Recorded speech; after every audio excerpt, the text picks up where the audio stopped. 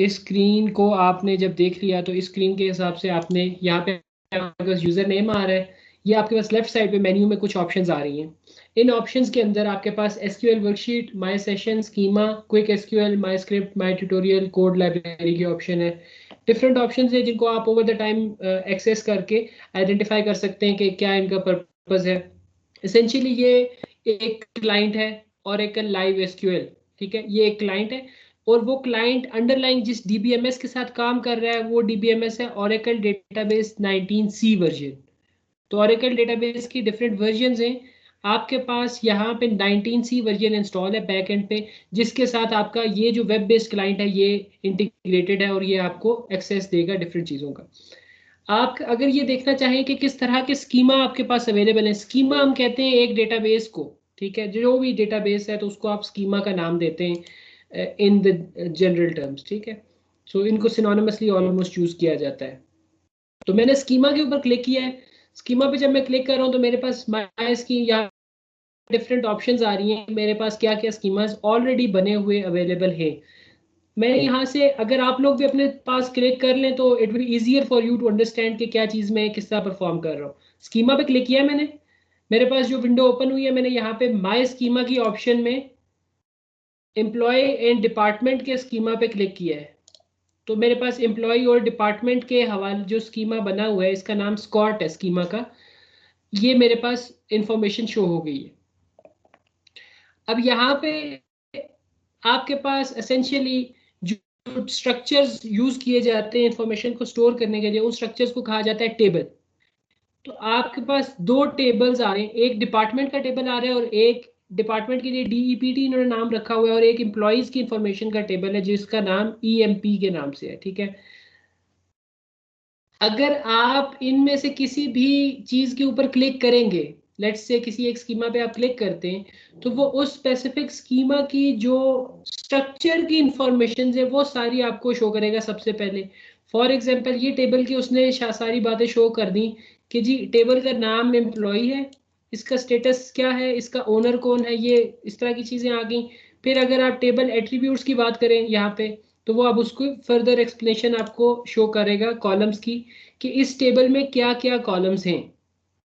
ये वही चीज है जो हमने कल के लेक्चर में डिस्कस की थी कि किसी एक टेबल के अंदर या किसी एक स्ट्रक्चर के अंदर डिफरेंट कॉलम्स हो सकते हैं और जब आप उन कॉलम्स की इंफॉर्मेशन और हर कॉलम की डेटा टाइप की इंफॉर्मेशन स्टोर कर रहे होते हैं तो वो जो इंफॉर्मेशन होती है, ये जो सारी इंफॉर्मेशन आपको यहाँ शो हो रही है, this is the Meta data.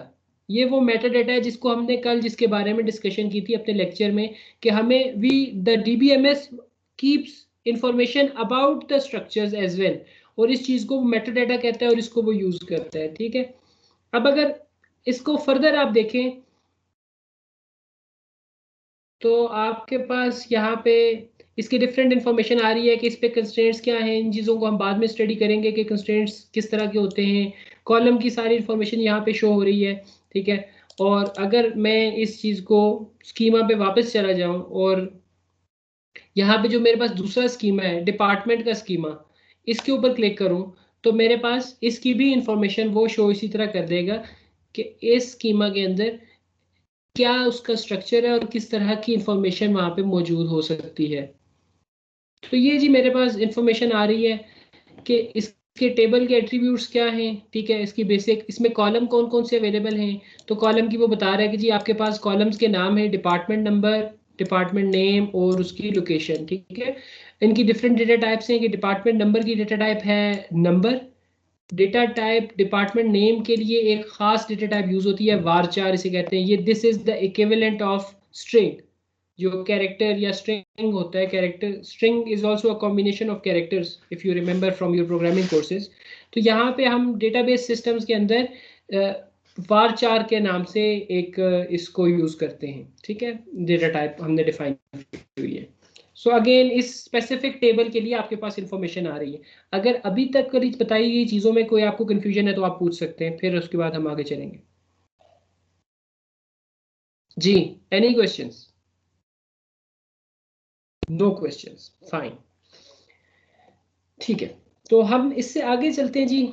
आगे हमारे पास जो चीज़ आ रही है कि हम अगर ये चाहते हैं कि हमने यहाँ पे देख लिया कि ये जो डेटा बेस है इसके दो टेबल्स थे, एक का नाम DEPT था और दूसरे का नाम EMP था। तो ये दो टेबल्स हैं और इसके जो ओनर का नाम शो हो रहा था वो स्कॉट था। तो Scott is actually the overall schema Scott, ठीक है।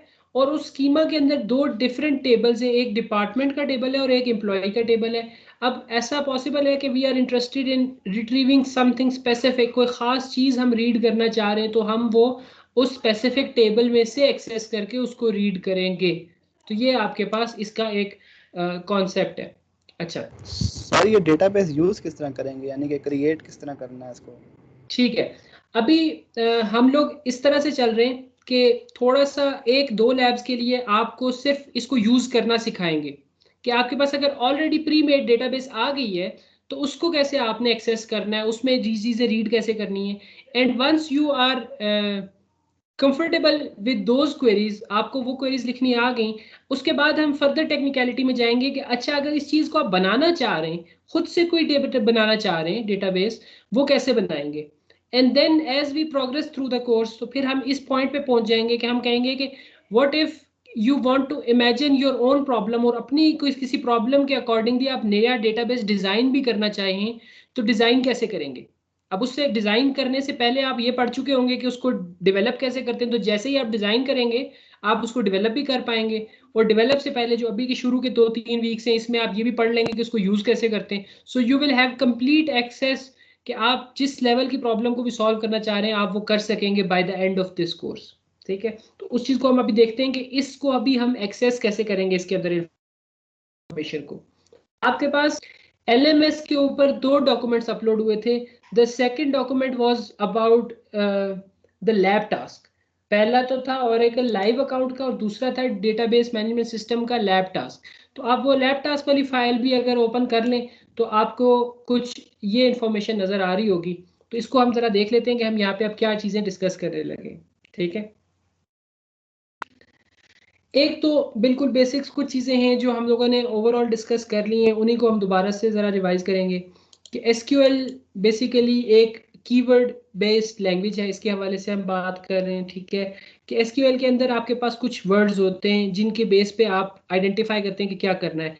This is the same kind of concept जैसा आप लोगों ने डिफरेंट अदर प्रोग्रामिंग लैंग्वेजेस में पढ़ा था। जिस तरह आपको पता है कि फॉर का कीवर्ड होता है, अब आप फॉर के नाम से FOR फॉर जो होता है वो यूज होता है लूप बनाने के लिए। ठीक है, अब फॉर के नाम का आप वेरिएबल डिक्लेयर नहीं कर सकते। सिमिलरली वाइल एक कीवर्ड होता है। डेटा टाइप्स के लिए कीवर्ड्स रिजर्व्ड होते हैं, तो वो डेटा टाइप वाले कीवर्ड्स आप यूज नहीं करते टू क्रिएट वेरिएबल्स। तो जो रिजर्व्ड वर्ड्स होते हैं ये वो भी कीवर्ड बेस्ड लैंग्वेजेस ही होती हैं, तो ये सिमिलर काइंड ऑफ थिंग। ठीक है, each statement begins with a unique keyword, तो वो कीवर्ड्स हम यूज करते हैं। और SQL statements consist of clauses. अब ये चीज हम आगे देखेंगे कि क्लॉजेस कौन सी होती हैं। SQL syntax is not case sensitive. A good thing about SQL जो कि जिसकी वजह से इसकी लर्निंग आसान है, इसको समझना आसान है as compare to normal programming languages, इसके अंदर केस सेंसिटिविटी नहीं है।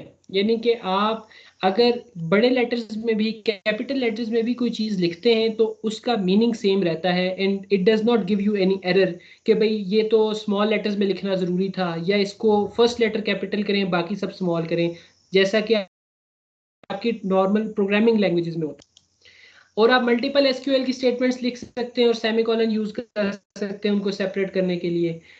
अच्छा, इसके अलावा नेम्स होते हैं जी आपके पास, डेटाबेस के नेम होते हैं, डेटाबेस के अलावा टेबल का नाम होता है और टेबल के अलावा कॉलम का नाम होता है। ठीक है, अगर इस चीज को हम ये देखना चाहें कि यहाँ पे किस किस चीज का नाम था, तो डेटाबेस का नाम स्कॉट था। टेबल्स के क्या क्या नाम है जी, डिपार्टमेंट और एम्प्लॉय नाम है। एक टेबल का नाम डिपार्टमेंट है, दूसरे टेबल का नाम एम्प्लॉय है।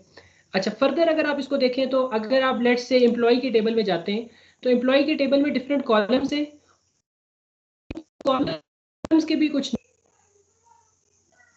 कॉलम के क्या नाम है जी, कॉलम का नाम एक आपके पास एम्प्लॉय नंबर हो गया, एम्प्लॉय नेम हो गया, जॉब डिस्क्रिप्शन, उसका मैनेजर का नाम, उसकी हायरिंग डेट, उसकी सैलरी, उसका कमीशन और वो किस डिपार्टमेंट में काम करता है वो डिपार्टमेंट का नंबर। तो ये डिफरेंट कॉलम्स के नाम है। सो जो चीज़ हमने अपने डॉक्यूमेंट में देखी थी वही चीज़ हमें यहाँ पे नज़र आ गई कि एक्चुअली इन प्रैक्टिस भी ऐसे ही हो रहा है कि आपके पास डिफरेंट नेम्स हैं, उन नेम्स को आप यूज़ करेंगे टू आइडेंटिफाई डिफरेंट एलिमेंट्स कि डेटाबेस का नाम, टेबल का नाम, कॉलम्स के नाम, उसके अलावा व्यूज यूजर्स के नाम भी हम आगे देखेंगे। Schema name is the same thing, वो जो डेटाबेस का नेम है, ठीक है।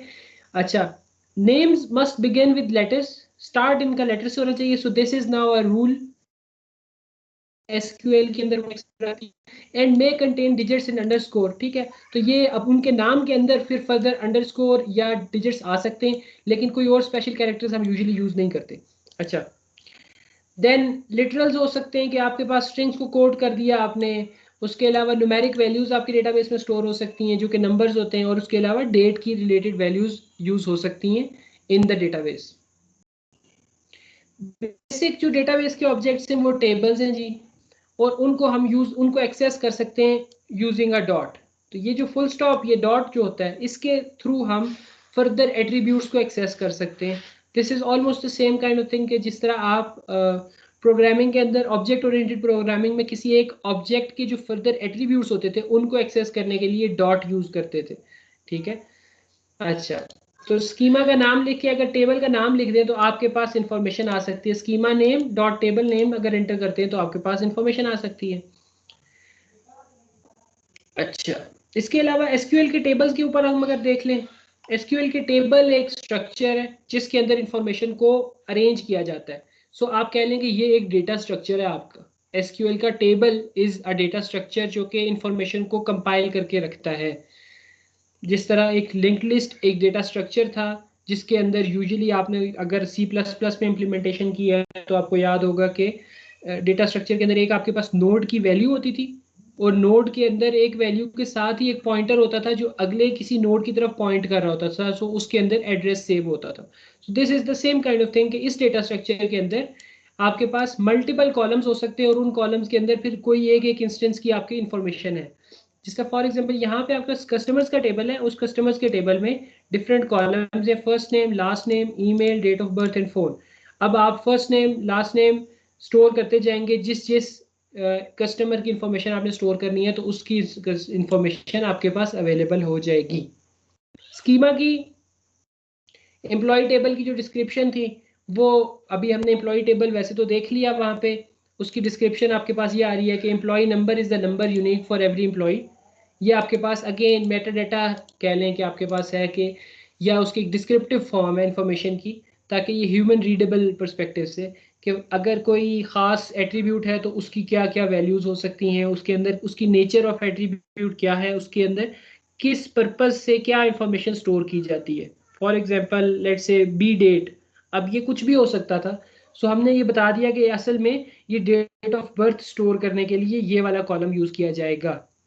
Same is the scenario for the department table, जिसके अंदर आपके पास डिपार्टमेंट नंबर, डिपार्टमेंट नेम और location and so on different attributes आ रहे हैं। अच्छा, एसक्यूएल स्टेटमेंट्स हमें लिखनी होती हैं जस्ट लाइक प्रोग्रामिंग में जिस तरह हम स्टेटमेंट्स लिखते थे, तो एसक्यूएल की भी कुछ स्टेटमेंट्स होंगी, यानी कि हम कोई कमांड दे रहे हैं डीबीएमएस को क्लाइंट के थ्रू, ताकि वो डीबीएमएस उसको एग्जीक्यूट करे और उसको रिटर्न करे the response that we require. अच्छा, एसक्यूएल स्टेटमेंट्स के बारे में हमने ये तो देख लिया कि ये केस सेंसिटिव नहीं होती। एक और चीज़ कि they can be more than one lines, keywords को यूज़ नहीं किया जा सकता एज किसी और कॉलम का नाम, ठीक है। और उसके अलावा इनको स्प्लिट नहीं कर सकते कि एक लाइन के अंदर उसको आपने एंटर दबा के आधा कीवर्ड ऊपर लिख दिया आधा नीचे लिख दिया, ऐसे नहीं होता। So these are some basic rules. Indents are used to enhance readability, इसका मकसद ये होता है कि आप टैब दबा के थोड़ा सा अपना कॉम्प्रिहेंशन ईजी करने के लिए, ताकि रीडर को समझ आ जाए। डिस्प्लेइंग टेबल स्ट्रक्चर, अगर आप टेबल का स्ट्रक्चर डिस्प्ले करना चाहें तो आप डिस्क्राइब की कमांड यूज करते हैं, यानी कि आप स्ट्रक्चर देखना चाह रहे हैं कि वो कैसा, उसके अंदर क्या क्या एट्रीब्यूट्स हैं और उनकी क्या क्या वैल्यूज हैं। यही स्ट्रक्चर देखने के लिए आपने इस स्कीमा के अंदर जब इसके ऊपर स्कीमा में आके स्कीमा सेलेक्ट किया था, तो आपने एक स्पेसिफिक एट्रीब्यूट को, जब एक टेबल को सिलेक्ट किया तो आपके पास ये वाला सारा स्ट्रक्चर इसका ओपन हो गया था, ठीक है। ये आपने क्लिक किया डिपार्टमेंट का, लेट से आपने स्कीमा पे क्लिक कर दिया इस टेबल पे, अब वो उस टेबल को लोड करेगा और इसका स्पेसिफिक जो स्ट्रक्चर है वो आपको शो कर देगा। तो ये आपके पास सारी इंफॉर्मेशन शो हो जाती है कि जिस तरह इसने कॉलम नंबर कॉलम नेम भी बता दिया, उसकी टाइप बता दी एंड सो ऑन। तो now you have the structure available to you through graphical user interface. अच्छा, इसी की अल्टरनेट जो कमांड होती है जो कि कुछ डिफरेंट क्लाइंट्स में एक्सेसिबल होती है, वो कमांड है जी आपके पास यही चीज़ एक्सेस करने के लिए डिस्क्राइब एम्प्लॉइज। तो डिस्क्राइब इज द कीवर्ड, और उसके आगे जब आप स्पेसिफिक टेबल का नाम एंटर कर देते हैं तो वो उस टेबल का स्ट्रक्चर की इंफॉर्मेशन आपको डिस्प्ले करा देता है। अच्छा, ये तो सिर्फ था कि अगर आप ये देखना चाह रहे हैं कि स्ट्रक्चर क्या है। व्हाट इफ कि यू वांट टू नो कि इसके अंदर डेटा क्या स्टोर्ड है and you are interested in looking at the data itself, उसके लिए भी आपके पास एसक्यूएल के अंदर कमांड्स हैं। उसके अंदर एक जो बेसिक कमांड है आपके पास, वो सेलेक्ट की कमांड है। यानी आप सेलेक्ट की कमांड यूज करते हुए उससे ये बताते हैं कि आई वांट टू रीड और access all the information that you have stored in the specific table. तो आपने अगर सेलेक्ट की कमांड यूज करनी है तो आप सेलेक्ट के बाद फ्रॉम यूज करते हैं, ये भी एक कीवर्ड है, select and from are keywords. और उसके बाद टेबल का नाम यूज करते हैं जी। टेबल का नाम क्या है? इन दिस केस आपके पास जो सामने क्वेरी में नजर आ रहा है दैट इज डिपार्टमेंट। आपके पास अपनी एग्जांपल के अंदर जो नजर आ रहा था, इस टेबल का नाम DEPT था। ठीक है, सो आपके पास जो भी स्कीमा का नाम है, टेबल का नाम, आपने वो नाम यूज करना है टू एक्सेस द इंफॉर्मेशन, और वो इंफॉर्मेशन को आप फिर रिट्रीव करके उसको यूज करेंगे। यहाँ पे एक चीज जो हाईलाइट हुई है कि दैट इज द स्टेरिक। यहाँ पे स्टार पड़ा हुआ है और उसको मैंने रेड हाईलाइट हमने किया हुआ है। उसका मकसद ये है कि आपको ये आइडेंटिफाई कराएंगे असल में सेलेक्ट जो है उसके अंदर आपने जब स्टेरिक का साइन डाल दिया तो आपके पास स्टेरिक के साइन की बेस पे ये DBMS का जो क्लाइंट है वो ये समझ जाता है कि आपको उस टेबल के सारे कॉलम्स रीड करने में इंटरेस्ट है, तो वो आपको उसके अंदर जितने भी एट्रीब्यूट्स होते हैं सब एट्रीब्यूट्स रिटर्न कर देता है। लेकिन इफ़ यू वांट कि आप कोई स्पेसिफिक एट्रीब्यूट्स रीड करें तो you can also do that using this query. ठीक है जी, आप एक स्पेसिफिक क्वेरी यूज कर सकते हैं और उस क्वेरी से आपने सिलेक्ट के बाद कॉलम्स के एग्जैक्ट नेम आइडेंटिफाई करके उसको बता दिया कि भाई I need only these columns. अब इन इस लिस्ट के अंदर आप सारे नाम एंटर कर दें या कुछ स्पेसिफिक 2 या 3 नाम एंटर कर दें, दैट इज योर चॉइस। यहां तक बात समझ आती है?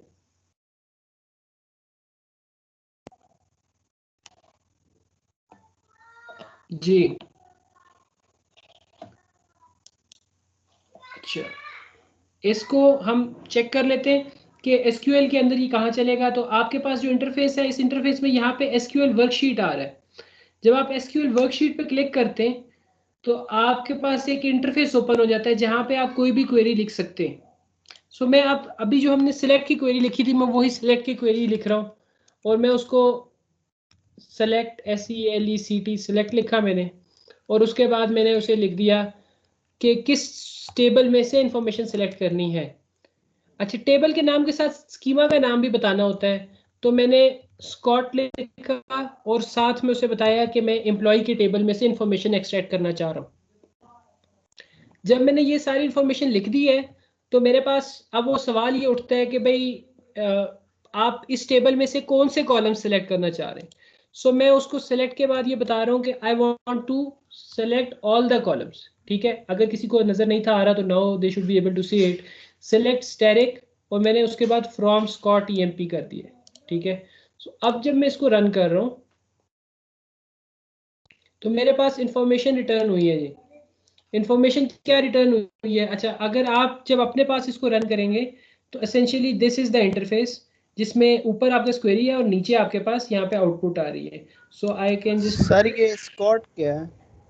जी, ये स्कॉट मैंने आपको बताया था कि स्कॉट इज द स्कीमा। दोबारा देख लेते हैं, यहाँ पे आपने स्कीमा का नाम आइडेंटिफाई किया हुआ है कि एक स्कीमा यानी डेटाबेस नेम के अंदर मल्टीपल टेबल्स हो सकते हैं। ठीक है, तो ये आपके पास स्कॉट इज अ स्कीमा और उस स्कीमा के अंदर डिफरेंट टेबल्स हैं। This is it's just like जिस तरह आप जब अपना चीज इंफॉर्मेशन मैनेज कर रहे होते हैं तो आप एक फोल्डर बनाते हैं अपने laptop, assignment 2, lecture 1, lecture 2, lecture 3। Sir तो अब आपकी वो आवाज डिफरेंट कट फाइल्स गई। होती हैं जिनके अंदर डिफरेंट इंफॉर्मेशन होती है। अच्छा, so Scott is the schema. Schema की बेस पे इंफॉर्मेशन को अरेंज किया जाता है कि कौन सी चीज़ें उससे रेलेवेंट हैं, वो टेबल वहाँ पे आते हैं। ठीक है, स्कीमा के अंदर मल्टीपल टेबल्स हो सकते हैं। This is the same thing कि जिस तरह आपके पास इंफॉर्मेशन आपके लैपटॉप के अंदर या कंप्यूटर के अंदर सेव होती है कि आप एक फोल्डर सेव करते हैं, लेट्स से सेमेस्टर 1, और उसके बाद उस सेमेस्टर 1 के अंदर डिफरेंट फोल्डर्स हो सकते हैं जो हर कोर्स से रिलेटेड हो, और फिर उसके अंदर जो डेटा होगा वो उस कोर्स से रिलेटेड होगा। तो this is the same kind of concept कि स्कॉट इज द स्कीमा, और उसके अंदर जो टेबल्स हैं आपके वो मौजूद हैं। तो अगर आप इसी चीज़ को एक्सेस करना चाह रहे हैं, तो मैंने scott.emp लिखा, जब मैंने इस क्वेरी को रन किया तो मेरे पास रिजल्ट्स आ गए। इसने स्टेरिक होने की वजह से सब कॉलम्स को सिलेक्ट कर लिया और जितनी रोज थी वो सारी मुझे शो करना शुरू कर दी हैं। एम्प्लॉय नंबर आ गया मेरे पास, एम्प्लॉय नेम आ गया, जॉब, मैनेजर नंबर, उसका hire date, salary, commission, department number and everything. तो ये मेरे पास सारे कॉलम्स रिटर्न हो गए। नाउ इफ आई वांट कि मैं कोई स्पेसिफिक कॉलम सेलेक्ट करूं, लेट्स से मैं कहता हूं कि मैं एम्प्लॉय नेम सेलेक्ट करता हूं, तो मैं स्टेरिक की जगह एम्प्लॉय नेम लिख दूंगा और मैं इसको रन करूंगा, तो मेरे पास सिर्फ एम्प्लॉय का नेम रिटर्न हो रहा है। ठीक है जी। अच्छा, मैं चाहता हूं कि मैं employee name and their job identify करूं, तो मेरे पास एम्प्लॉय नेम के साथ उसकी जॉब भी रिटर्न हो रही है। अच्छा, अब भाई हमने ये बात की थी कि ये केस इनसेंसिटिव होता है, तो लेट्स सी कि मैं स्पेलिंग्स को थोड़ा सा मॉडिफाई करके ट्राई करता हूँ। मैंने जॉब के अंदर जे को कैपिटल रखा और ओ बी को स्मॉल कर दिया। ई नेम के अंदर मैंने ई नेम लिख दिया, ई को कैपिटल कर दिया, बाकी चीज़ें स्मॉल कर दी। क्या ये अब चलेगा? इसने मुझे वही आउटपुट दे दी है। अच्छा, कब ये नहीं चलेगा? फॉर एग्जाम्पल मैं इसका नाम गलत लिख देता हूँ, मैं ई नेम के आगे ई नेम की स्पेलिंग में ई खत्म कर देता हूँ जो एंड पे लिखा हुआ है, और अब मैं रन करने की कोशिश करता हूँ, तो इसने मुझे एक एरर शो कर दिया है कि आपने कुछ इन्फॉर्मेशन गलत मेंशन। तो ये अब मुझे पता लग रहा है कि अच्छा, आप स्पेसिफिक स्पेलिंग अगर सही रखें तो बेशक कैपिटल हो या ना हो, इट डजेंट मैटर। ठीक है, तो ये मेरे पास सारी एक इंफॉर्मेशन शो हो रही है। दिस इज द पार्ट के जहां पे आप सिलेक्शन परफॉर्म करते हैं। अच्छा, ऐसा भी पॉसिबल है कि आपको खास रिक्वायरमेंट हो कि जब कुछ किसी कोई खास बंदा है उसकी इंफॉर्मेशन आप एक्सेस करना चाह रहे हैं, यानी कि आप सब रोज को एक्सट्रैक्ट नहीं करना चाह रहे, जैसा कि आप यहाँ देख रहे हैं कि सारी रोज रिटर्न हो रही है मेरे पास। Now maybe I don't want के मेरे पास सारी रोज रिटर्न हो सकता है मैं सिर्फ ये चाहता हूँ कि मेरे पास उन लोगों के नाम रिटर्न हो जाए जो मैनेजर है। ठीक है, so this now I want के वो लोग जो मैनेजर है मुझे सिर्फ उनकी इंफॉर्मेशन मिल जाए। तो इसका मतलब ये होगा कि मुझे ये सिर्फ 3 रोज चाहिए, ये 3 रोज रिटर्न हो, बाकी रोज रिटर्न ना हो। ये कैसे पॉसिबल है? इसके लिए एसक्यूएल के अंदर एक और कीवर्ड है वो यूज करते हैं, और वो कीवर्ड है जी आपके पास वेयर का कीवर्ड है।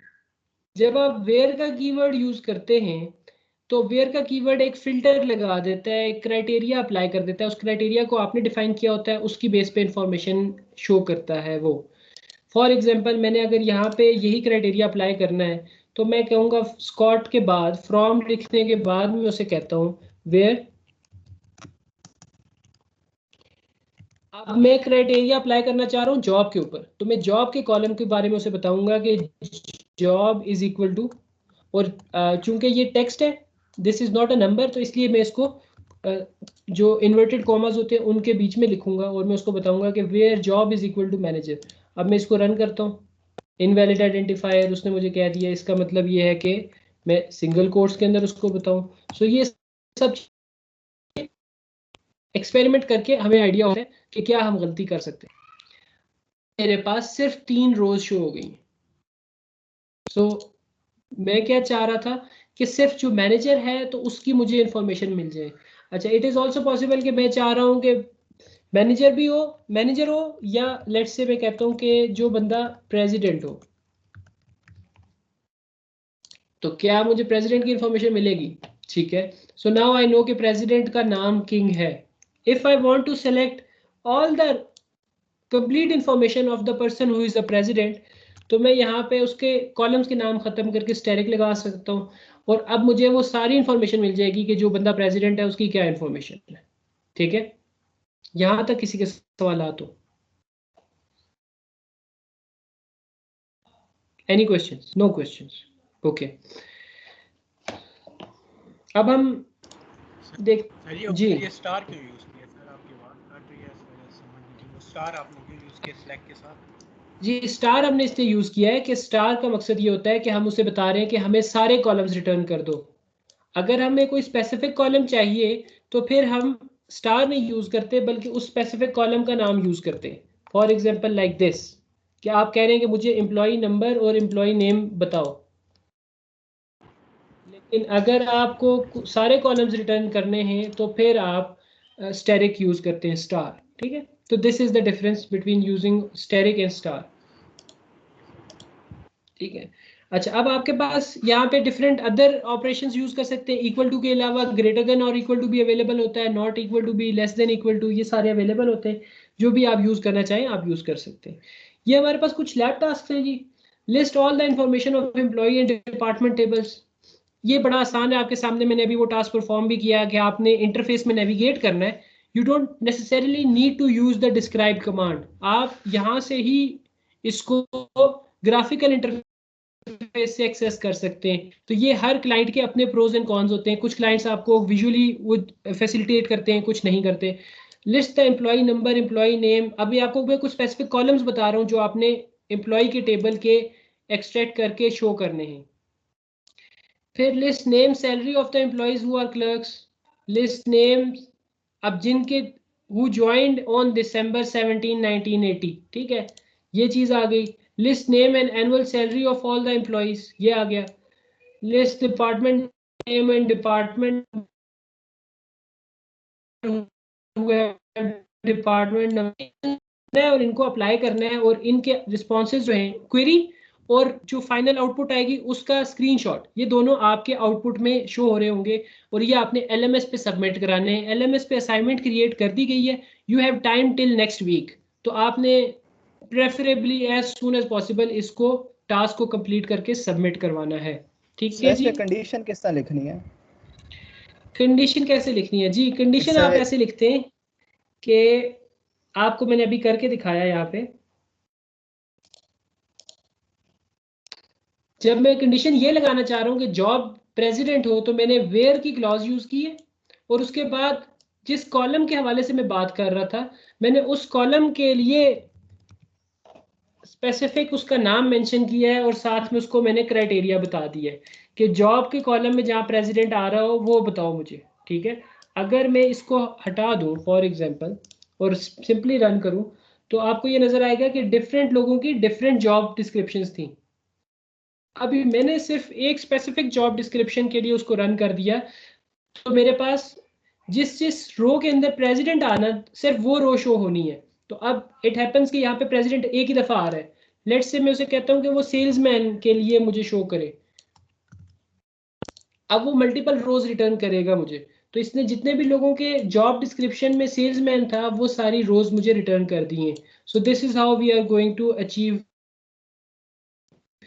कि जब हम कंडीशन कैसे लगाएंगे, वो आपने अब इक्वल टू है तो इक्वल टू लगाया। अगर कोई नंबर आ जाता है, फॉर एग्जांपल मैं कहता हूँ एम्प्लॉय नंबर ग्रेटर देन 7000,